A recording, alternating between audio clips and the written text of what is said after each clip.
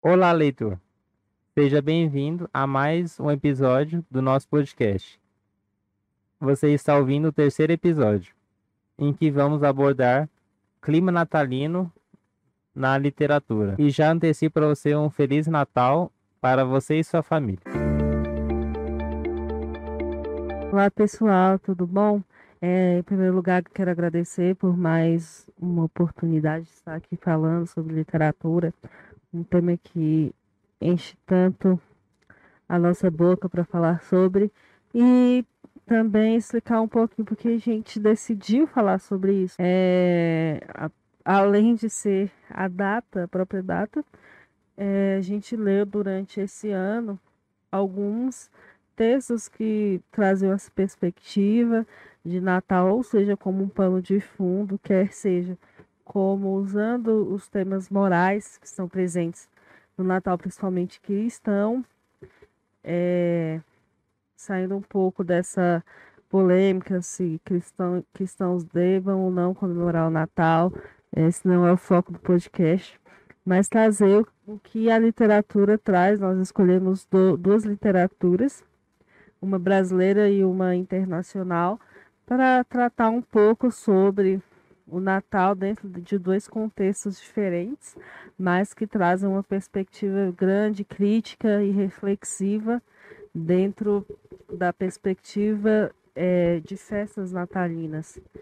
Esse sentimento que muitos gostam, outros sentem uma angústia, outros sentem um vazio nesse período, e vamos falar um pouco sobre isso.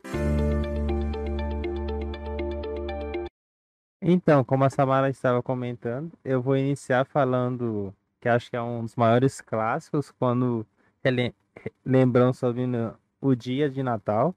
E não estou falando da adaptação cinematográfica do Esqueceram de Mim, estou falando do livro mais célebre que esse filme, que é do maior escritor da história da literatura, que é Charles Dickens.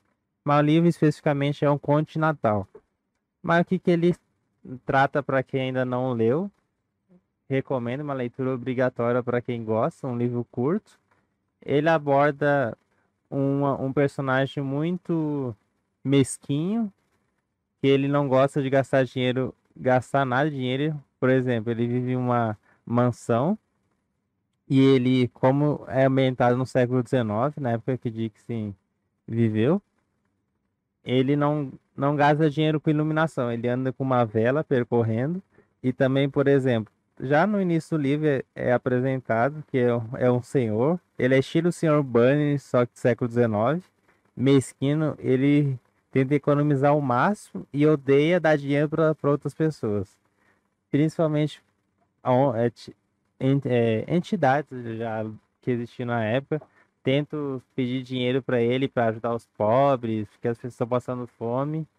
E ele apenas faz duas perguntas simbólicas. Pergunta se ainda está funcionando a lei contra a mendicância e diz que se está funcionando, ele não tem por qual razão ajudar. E ele não vê com nenhum bom aspecto e não tem boas lembranças, claro, na concepção dele do Natal, porque isso irei explicar de forma mais profunda em breve.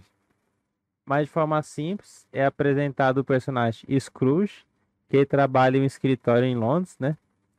E ao seu um trabalhador que é um seu funcionário de confiança, é um pai que ele até tenta pedir para ele folgar no Natal, mas como ele é muito Caxias, ele não cede essa tentação, que pensa, tu não paga, o funcionário não trabalhar para aproveitar a família, que isso?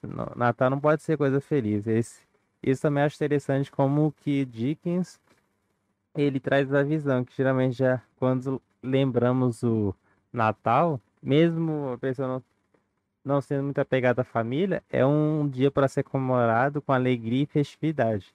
E é o contrário como esse personagem. E assim vai adiante o desenrolar do romance. Até que um sócio dele morre e retorna para ele em fantasma. E assim começa, como podemos observar, a parte mística e um pouco de aspectos de crítica da própria razão, porque o personagem, o protagonista, ele é cético em relação ao fantasma. Ele custa a compreender que aquela pessoa que voltou até ele é de fato o seu sócio que morreu recentemente porque ele estava doente e ele veio a óbito. Na primeira ocasião ele brinca que ele não morreu, ele comeu alguma coisa estragada e não está morto, mas de fato ele faz alguns atos que mostram que ele é um fantasma, que ele pode atravessar a parede, levitar objetos, e isso faz com que o protagonista do romance caia sua ficha e observe que realmente o que ele está vivenciando é um fantasma. Só que ele vem em uma ocasião especial.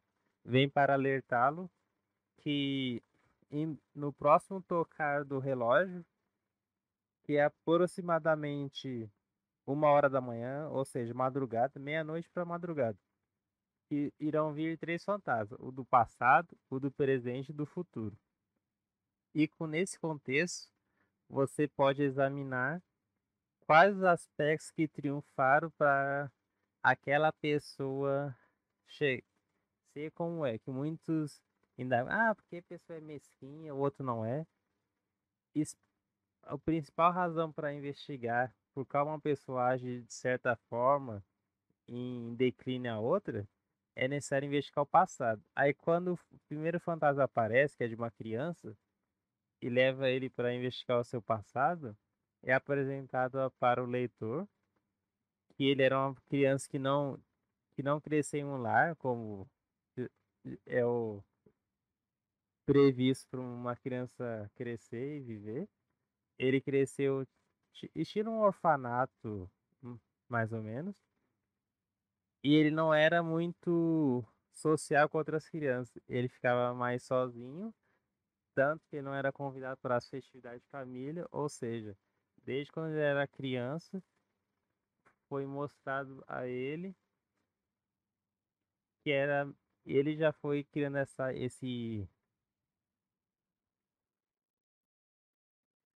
estigma sobre o Natal. E não apenas isso, ele sempre já é apresentado também ao leitor que ele se prendia a coisas que ele poderia se sobressair com os outros. Ele se prendia a livros, coisas que ele evitava ao máximo social, porque ele não conseguia se adaptar. Aí após isso o fantasma joga ele de volta para a cama dele, ele volta a dormir. Aí no dia seguinte vem outro fantasma do tempo do presente. Aí um fato que eu acho excepcional nesse romance é mesmo curto, que ele consegue mostrar Dickens, né, o grande escritor britânico, ele consegue mostrar sua marca que ele apresenta em todas suas obras. Você deve estar se indagando agora, mas qual é a marca de Dickens? É que é sobre o olhar sobre a crítica social, especialmente sobre a visão da desigualdade. E esse romance você pode visualizar. O personagem principal ele é muito rico, tem dinheiro, não passa fome, não passa nenhuma necessidade. Já quem trabalha com ele é totalmente o contrário. Especialmente porque o fantasma, ele mostra a própria família da pessoa que trabalha com ele, que não tem nenhum recurso quase, precisa quase pedir um peru, que para nós atualmente é quase outras comidas irrisórias, porque você pode, na sua própria casa tem, e ele tem, no, esse pessoal que trabalha com ele, outro funcionário tem falta. Aí isso é muito interessante como que o Dickens trabalha a, a quebra, a dualidade praticamente em dois mundos. E um que é rico, tem tudo, mas ele vive de uma forma que ninguém, se tivesse posse daquela dinheiro, do próprio capital que ele detém, iria desfrutar daquele modo tão desprezível e miserável quanto os outros, e tanto com ele, porque ele não faz nada, ele tenta economizar o máximo de dinheiro, se preocupa muito com isso, mas não tem ninguém ao lado dele, apenas um cachorro velho, rabugento, igual ele, que também isso que é engraçado, que muitos esquecem de visualizar, mas o cachorro reflete o seu dono.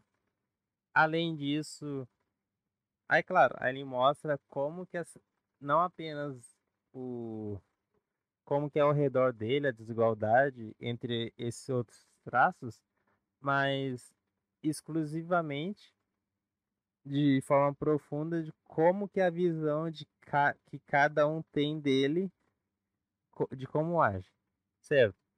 Aí o último fantasma que vem para ele é do futuro, que mostra como que cada pessoa daquela cidade,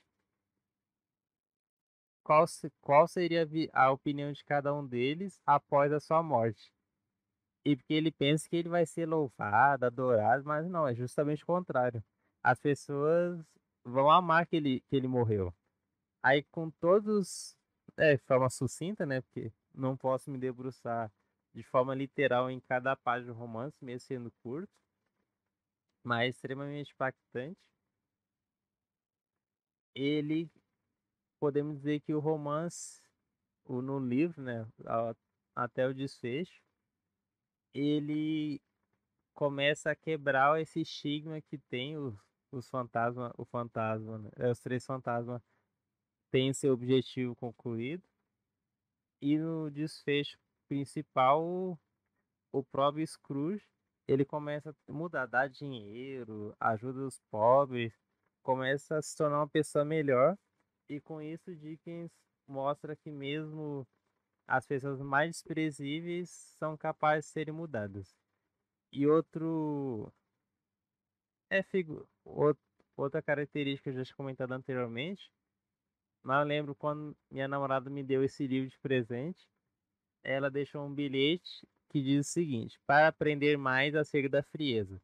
Porque, porque lendo, falando é simplório, mas lendo você consegue observar que a pessoa tem desenho da sua própria família, que já no início do romance é apresentado um sobrinho querendo ter uma boa relação, que fala sobre uma festa de família, mas. E fala, ah, tio, se tu quiser ir lá, mas sabe que tio você não tem muita afinidade, não gosta muito, mas convida. Não, vou convidar para falar que eu não convidei. É o mesmo conceito, conceito que Dickens utiliza nesse aspecto.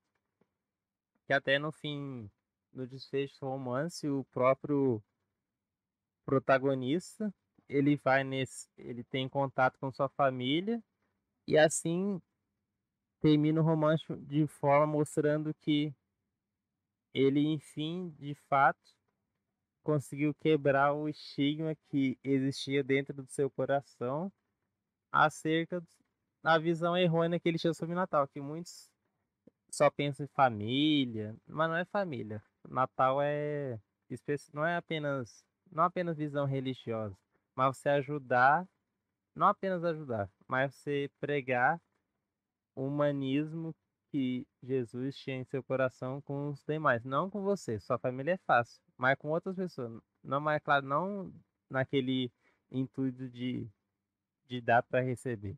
Mas isso que Dickens mostra nessa obra, que é surreal, indico, muito boa. É um livro curto, você consegue ler em um dia, no máximo dois, se você não for tão assíduo na leitura. Uma obra que vocês irão gostar muito. E é claro, um livro de um dos maiores escritores que já viveu na Terra. E é basicamente isso que eu detinha para falar sobre esse livro. Estarei passando a palavra agora para a Samara. E espero que não apenas o livro, mas também indico a adaptação tanto de animação, mas eu prefiro ainda o desenho clássico dos anos 90.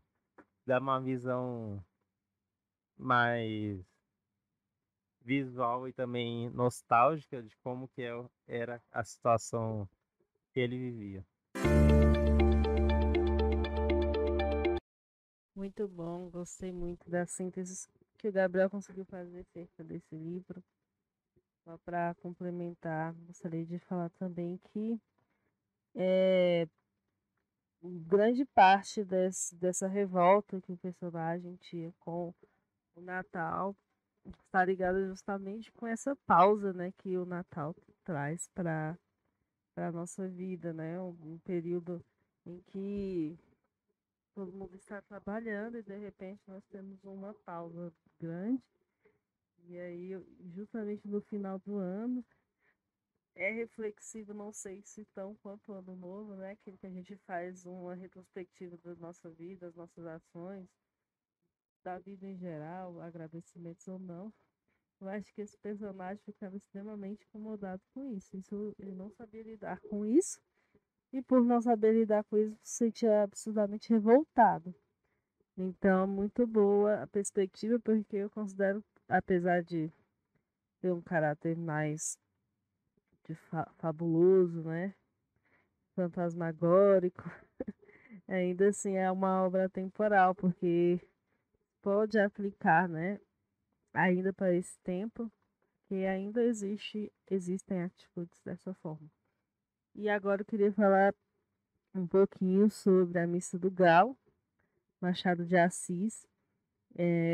Esse conto muito curto, 6 páginas mais ou menos, depende aí da diagramação, mas o principal é que é um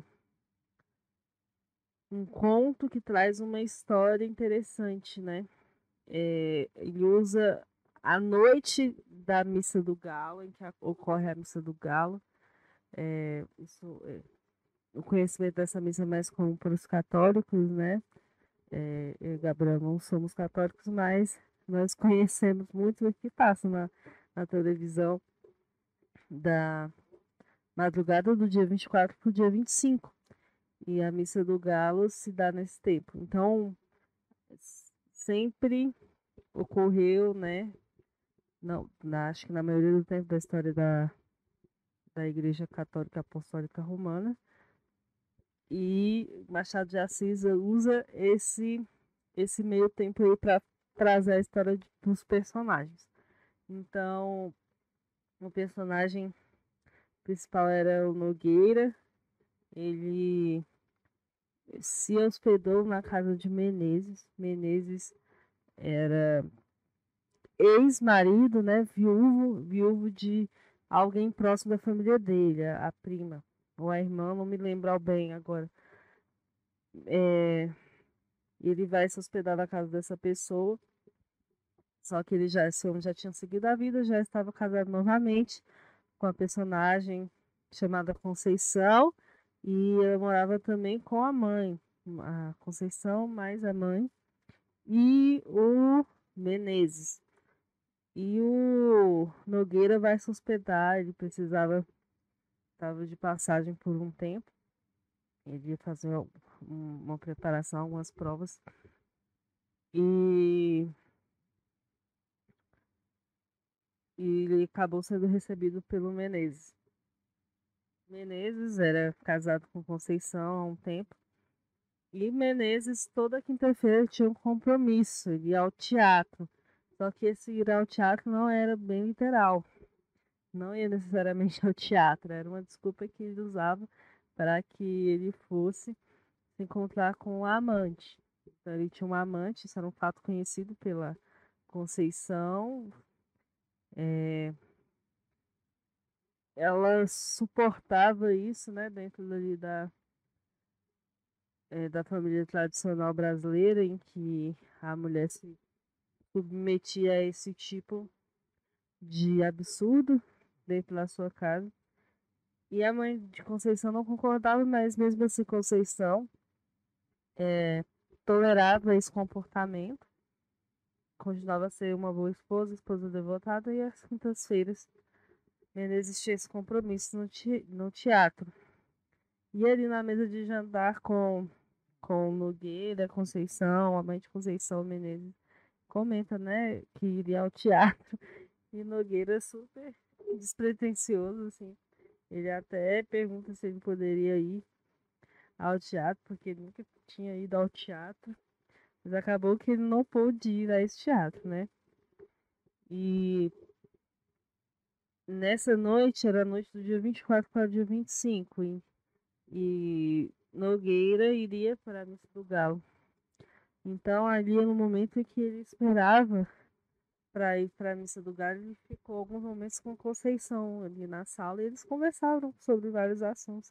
Inclusive, eles trocavam ideias de quais livros eles estavam lendo. Ah, eu tô lendo A Moreninha, tô lendo o livro tal, e eles comentavam sobre isso. Só que a partir desse momento há uma mudança do que seria uma simples conversa em que um anfitrião recebe alguém em casa, faz sala, né, que a gente chama, faz sala para visita, mas se tornou um momento de tensão psicológica e tensão sexual, né? Porque a Conceição começa a se comportar de uma forma diferente, ela começa a se tornar mais receptiva à Nogueira.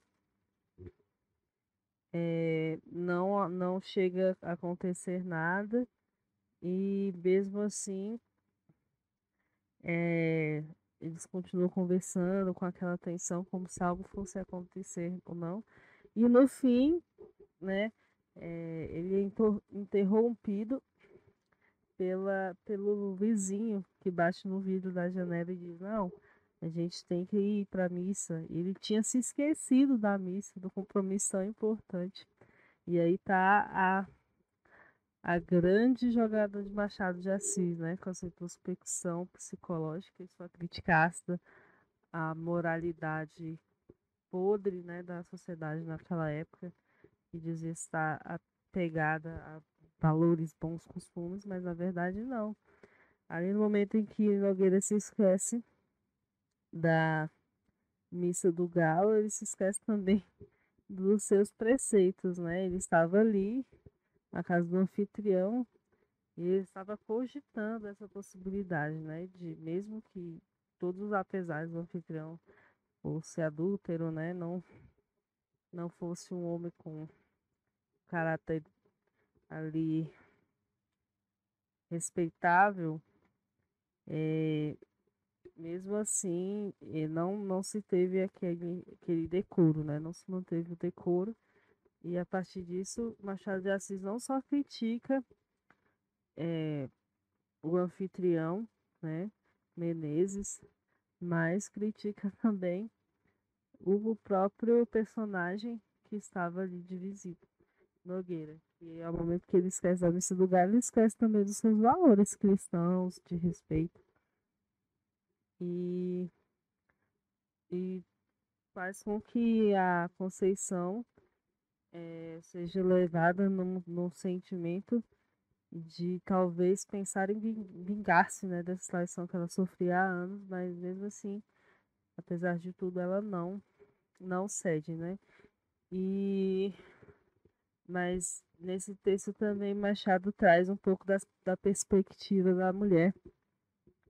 A mulher agora como com a possibilidade de também dar o troco e de também ter esses sentimentos de tentação, ser tentada a trair ou não. E essa noite acaba, ele vai para a missa com o vizinho e Machado traz um pouco depois o que acontece. Ele retorna ali um pouco tempo depois daquela casa, aquela família. E Menezes, que agora era um viúvo, que havia casado com outra pessoa, morre e Conceição casa com uma pessoa bastante próxima do seu marido, né? Foi o falecido marido. E aí mostra mais ainda Machado com aquela perspectiva de mulher, mostrar a mulher que trai, né? Aquela ruptura do romantismo, traz a perspectiva humana, né? Pecadora da mulher. E ela se casa com o funcionário do seu antigo marido. Então, a Missa do Galo traz através dos desdobramentos do Machado de Assis bem curtos, mas traz aí o que acontece quando a pessoa está vivendo ali a religiosidade apenas, sem a reflexão do peso daquilo, né? O peso da comunhão que ele tinha ali na Eucaristia e como isso era seguido como tradição. Machado gostava muito de brincar com essa moral católica. Ele fez isso em Dom Casmurro e também repetiu aqui. E dessa forma ele usou o Natal como um pano de fundo, né? Principalmente a Missa do Galo, uma cerimônia religiosa bastante tradicional. Há outros também textos, há outros textos que trazem perspectivas, pai contra mãe, mas a gente decidiu se atentar a esses para dar uma ênfase maior a alguns aspectos que eles trazem, bem interessantes. E alguns textos brasileiros trazem isso ainda mais para frente, essa quebra de perspectiva da moral. A gente tem também o personagem ainda na literatura brasileira, Severino, né, que ele nasceu ali no período natalino também. E a gente tem essa perspectiva em toda a obra brasileira, mas alguns autores escolhem esse termo não, mas sempre como uma crítica, um pano de fundo, aquela que trouxe uma perspectiva transformadora mesmo. O maior desses que a gente escolheu aqui foi Dickens e Machado com a sua crítica, né? Bem, bem forte, aquela crítica ferina.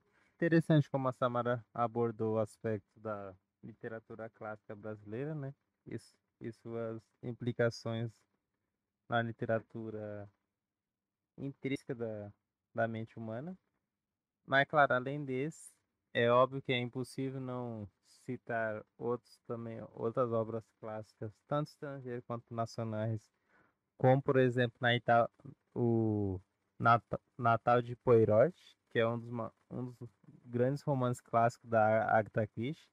Esse ainda não tive contato, não li, apenas vi o filme que, na minha concepção, provavelmente foi inspirado, que é o Facas Longas, com aquele ator do 007, o último. Além disso, é imprescritível não, imprescindível não citar um grande autor brasileiro, Rubem Fonseca, que tem um conto dele, agora não lembro o nome agora, específico do conto, que é no livro, se eu não me engano, Calibre 22, em que ele cita também um humor ácido e crítico, estilo Machado, só que elevado ao dobro, onde ele aborda um matador de aluguel que a função dele é matar Papai Noel. Aí, isso que é interessante, como que ele pega uma figura tão icônica que temos no Natal e cria um personagem que a função dele é exterminar. Aí como ele, de maneira simplória, um conto, que é curto, menos de 10 páginas, ele consegue mostrar uma crítica bem ferrenha ao capitalismo e querendo não estar por trás do Natal como conhecemos.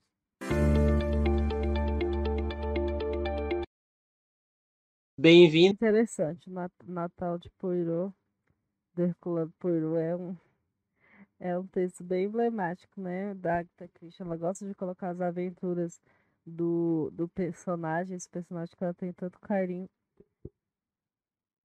é,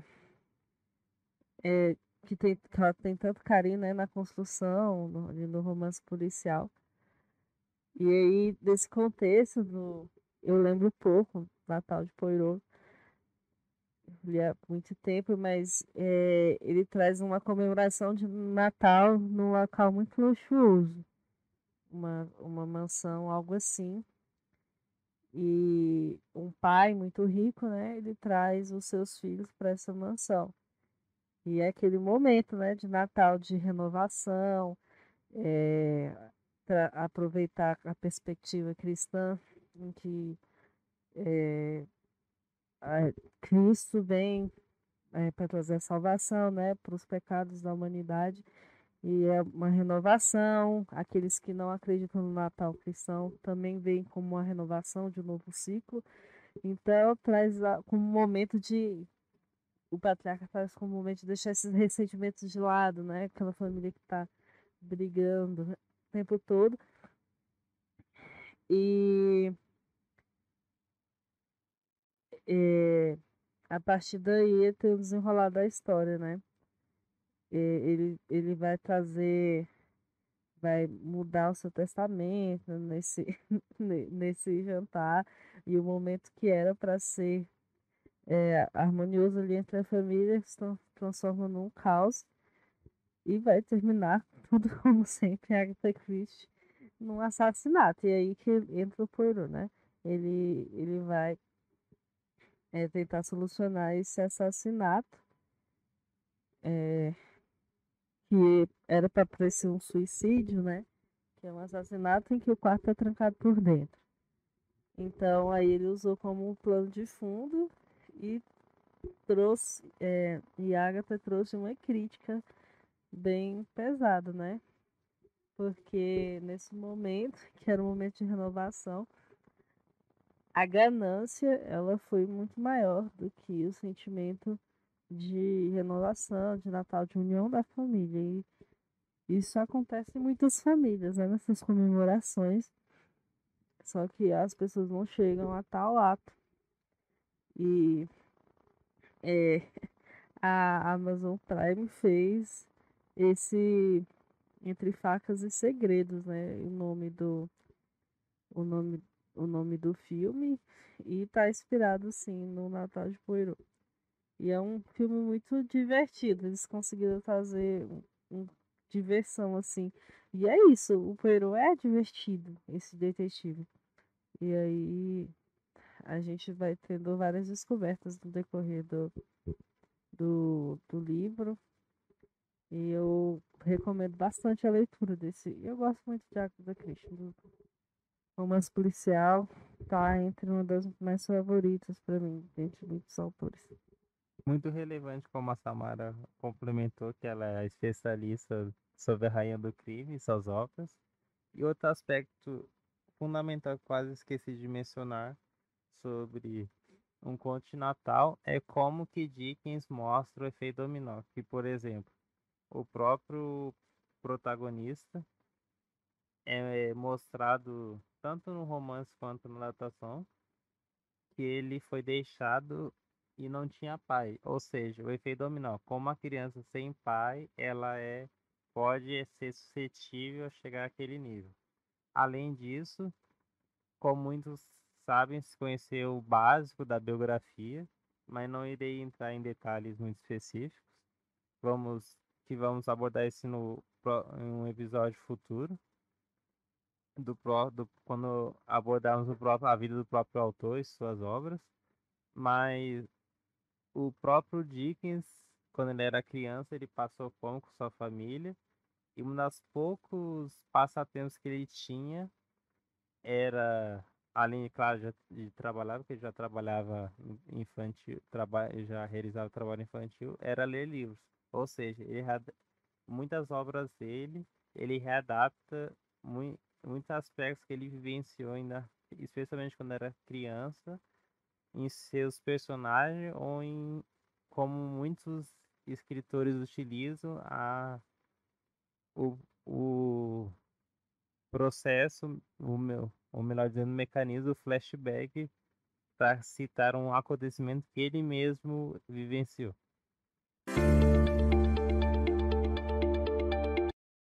A gente vai encerrando por aqui, mas queria deixar outros livros, a gente não vai falar sobre eles, mas eu acho muito interessantes, né? Quem nunca ouviu falar no Quebra-Nozes, né, do Alexandre Dumas, e ele traz a véspera de Natal como plano de fundo, né, e o encantamento com aquele boneco, com o formato do boneco Quebra-Nozes, né, e essa questão das crianças, os brinquedos, é um pouco mais,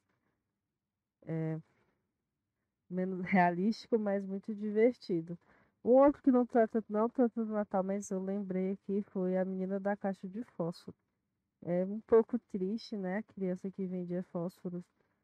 E nesse período, eles passam mais na véspera de Ano Novo. Por isso que a gente decidiu não citar aqui, mas eu recomendo fortemente, que traz um pouco dessa perspectiva da desigualdade social, né? Naquela correria ali, ninguém estava preocupado com aquela criança, estava preocupado com suas festividades, com seus presentes, e aquela criança acaba ali congelando.